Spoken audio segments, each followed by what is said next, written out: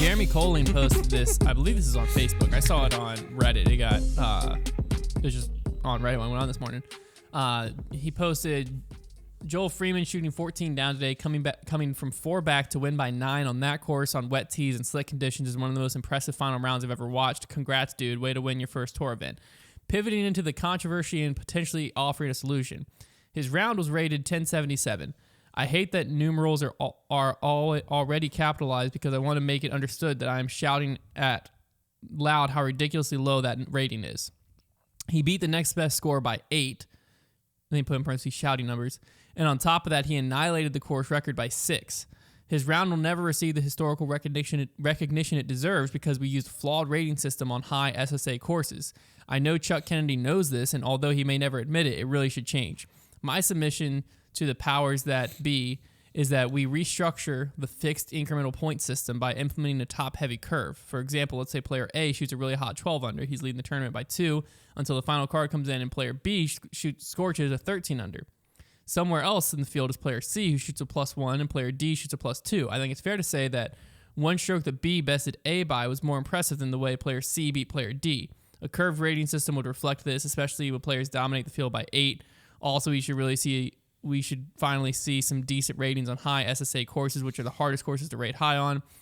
It would be great to have some best rounds of all time actually rated as such. Well, I don't have a disagreement with what he's saying with like the ratings, but why is he giving attention to ratings is the biggest problem.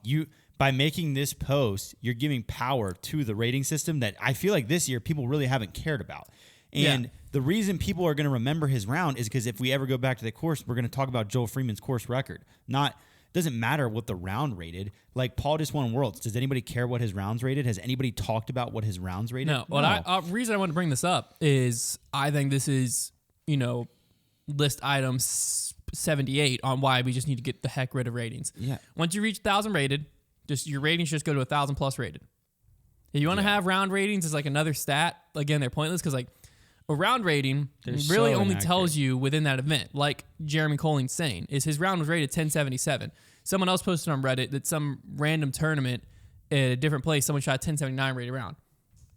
Is that round really better than Joel Freeman's 14 under? Probably not. Could it be? Who knows? Because you can't tell because if this round, and if he beat the field at the Memorial Championships by 8, and he did this similar thing, you couldn't do it at that course. But if he did, this would be the highest rated round ever. I'm not saying this is the best round ever because I think Paul's 39 at Memorial wasn't the best round ever, even though it's the highest rated, 1132. Yeah. That's the whole issue. Paul's toboggan round was better than that. Yeah, and Paul's Maple Hill 45 or whatever it was better than that. Probably also his WR Jackson. His WR, yeah, that's what I'm saying. There's a lot of rounds better than that, but none are rated better. That's the whole problem, is really ratings only give you true context within the event. Yes. Because you can't take it out and compare it to other ones because like we just said, the greatest round of all time isn't the greatest round of all time. Joel Freeman, we don't know where this round stays in the greatest round of all time because first time playing the course, only thing we have is within this event, and everyone can agree should have been higher than 1077 rated looking at beating the field by... I think it was partially the field was weak, so if the person he beat by 8 was Paul or Eagle or someone like that, his rating probably would have been a little higher, but it just doesn't. Ratings. It surprises me that Big Germ is still, like, it sounds like most definitely he still cares about ratings, and I thought that all the pros were kind of over it because they've stopped posting about it. Like, because it's such a, it has literally ratings nowadays. Has, once you get to a certain point at least, has zero effect on your career. Like, no, that's not true. Once you get to a certain point. No, well, if you get to like Paul's level. Like what? Well, what is it? Where is it? I just saw on Facebook. I forget whose dad it was, but it was someone's dad who their son is on tour, and they're like a middle level to lower level tour player, and it's in their contract they have to keep their player rating above a certain point. But is it what, like 10, 20? I'm just saying, something like that. I'm just saying when you get to like Joel Freeman level, because I think he's higher rated than that. Like when you get to that elite level rating where I think these days if you're above 1020, that's kind of where that is. If you're finishing well at tournaments, like, because if ratings just always sucked, like if they were just always bad, then the guys that are consistently playing well would have really bad ratings, but they don't. So like if you just play good disc golf, like you're gonna qualify for USDGC, you're gonna qualify for playoffs. Yeah. Like I think if we give power to the ratings, and this is on the manufacturers too, they shouldn't be giving power to the ratings doesn't make either. sense. Well, it made sense in an era where you couldn't have all the best players in one spot. Right. In an era where We don't need it anymore. Exactly, because in an era where I was sponsoring this player in North Carolina and this player in California wants me to sponsor them, they're never going to play each other in the old era. Only way I can compare them is ratings. That was all I had, which is basically like the golf handicap. It'd basically be like if TaylorMade was like, you got to be better, like scratch or better to even be considered. Yeah. That doesn't make sense because the tour exists. And then you'd be like, you need to be on tour. Disc golf, we now have a tour that exists, and the best players in the world are consistently on tour. Yeah. So rating, like, that's where I think ratings should exist for AMs like me. I still get excited when I look at my rating going up or down, but I have the context of knowing I need to play certain events if I want my rating to go up because it's going to suck if not. That's why I think when you get to 1,000, that's a good threshold. 1,000 plus rated.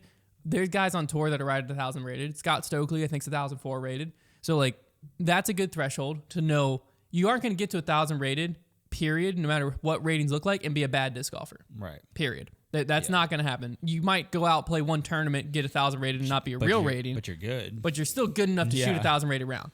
You're not going to get 1,000 rated and be a bad disc golfer. So I think 1,000 plus is just like once you get there, if you want it next to your name, just says 1,000 plus. Yeah. But then the qualification of like a big tour contract or not is like, sorry, you just didn't qualify. You don't have a tour card yet. I get this feeling that the PDGA these days. Well, the issue is they paid so much stupid money for this rating they can't let die. I think I think the PDGA, like, they can feel their grip on the sport loosening perhaps because the Pro Tour is, people are never going to care that much about the governing body as far as like what gets the spotlight. Like the tour is going to get the spotlight. They don't have the tour. People are, whisper about we need to separate rules even, and if they lose that, then like what? So I think ratings is like one of the last things they have that like we own the ratings, we get to control them, and like players care about them, and that's one of the big reasons they'll never change them. I mean, I literally players don't care on the anymore. One of them does. Yeah, but Big Germ. He cares. What I've seen, like maybe 1-2 posts all year. You're right. No, of my rating. I'm just saying. Clearly, there's still some out there that do. If someone broke the like ceiling, like if Eagle got to 1070 rated, there'd be a post about it. 100%. I think they like that, and like like I said, I've literally talked to Nate Heinold this year, and like he said, they're not changing the ratings. They're not gonna change. So I don't know. I think I agree with you. I think that once you get to a certain point, they just shouldn't matter because I don't think they're accurate enough.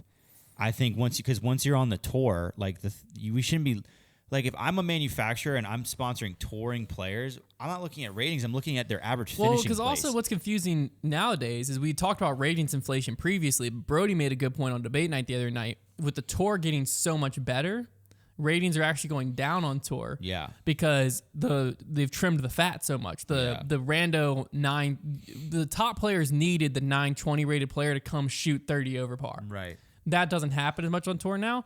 And how you can see it is the best rated player in the world is 1049. Right. Well, Eagle might be in 1050. Let me look at Eagle. I'm looking at GMC is how I got to that. We were all up in the 1050s. There was the 1050 boys. Yeah. Eagle McMahon is 1055. So Eagle, but he hasn't played all year. I know, that's crazy though. He seems like how do you get to stats? Player rank. Are you looking at your ratings history? No, I want to just go. No, okay, that's not what I want to do. Dang it. No, there's a way to just like player search maybe. Sort by rating. Oh, okay. Yeah, so it goes 1055 down to 1049. So Eagle's the only player in the 1050 rated at all. Who the heck is Andrew Simmons? Is that guy that played that one event? Has he kept it the whole time? He's played one event. He flex start in Texas. Flex start in 2021 and just never played another event. He kept it. Yeah. Respect. I would have done the same thing. Respect. Yeah. Dang straight. He's 1044 rated and he's never playing again. Huge move. Well, I mean, even if I played again, I'd play under a fake name. Yeah. I wonder, do you think Andrew Simmons has 2? Oh my gosh, search Andrew Simmons. That's crazy. Surely not. No. There is but other Andrew Simmons. But that's in California and North Carolina. So what? This one's after Andrew Simmons. You can put down any address you want. This is from Nova Scotia, Canada. Has he played in Texas? Is there any of those other accounts played in Texas? Well, this one's before him. Do you think he started a new account just for that?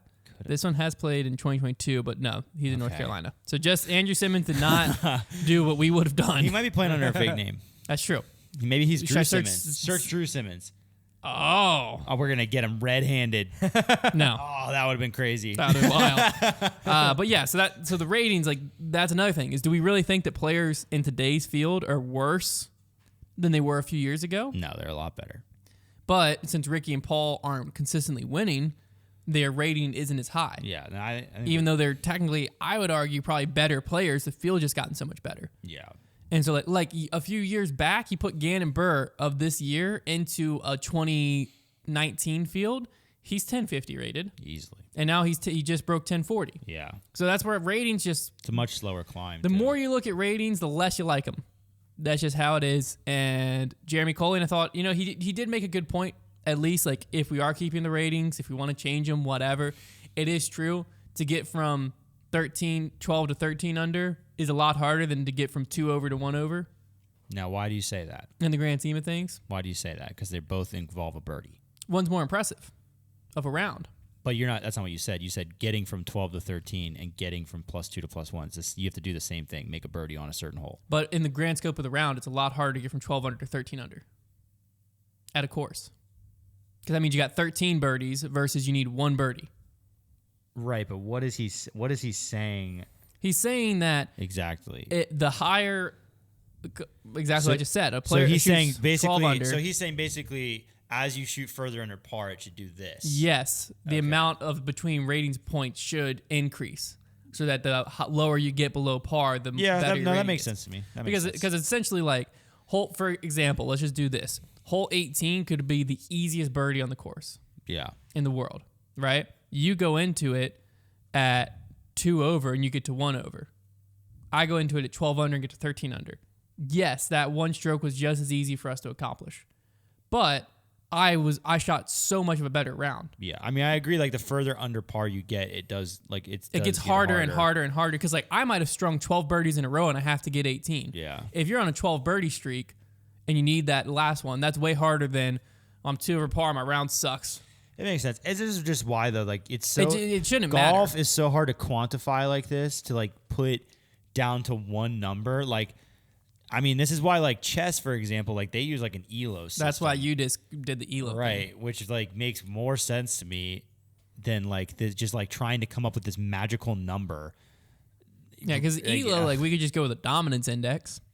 Like, at least that is a magical number. Now, how they get there is more confusing than how you get to the ratings, but at least you're getting it. At least it's by beating other players. You're saying I'm number 1 in the world. People aren't posting, oh, Kristen Tatar's dominance index went up again. But Kristen Tatar isn't making a post. My dominance index is 124.46, highest of all time. It's like, no, I'm number 1 player in the world. The dominance index. That's the post. I think the UDisc, like, world rankings in about 5 years are gonna look really good once they have time to, like, for the tour to, like, settle into them a bit. I think they already look pretty good. I mean, they're like, Joel Freeman jumped up into number 10 in the world. As the season has gone on, the UDisc rankings have gotten better and better to where, like, the more confusing placements are not quite as bad. No. Like, players have had their chance. Like, Brody was one of the ones that was, like, criminal because and he's in 50th now. And it's probably still low, but it's a lot closer. Yeah, he was, like, in the 70s for a while. 50 is a lot closer. He would be anywhere from that 40 to 50 range. That makes sense. Yeah. And I think, like you're saying, the more data you give this dominance index, the better it's going to be overall. And I think it's just a easy thing to look at instead of being like, oh, Eagle McMahon's 1055 rated.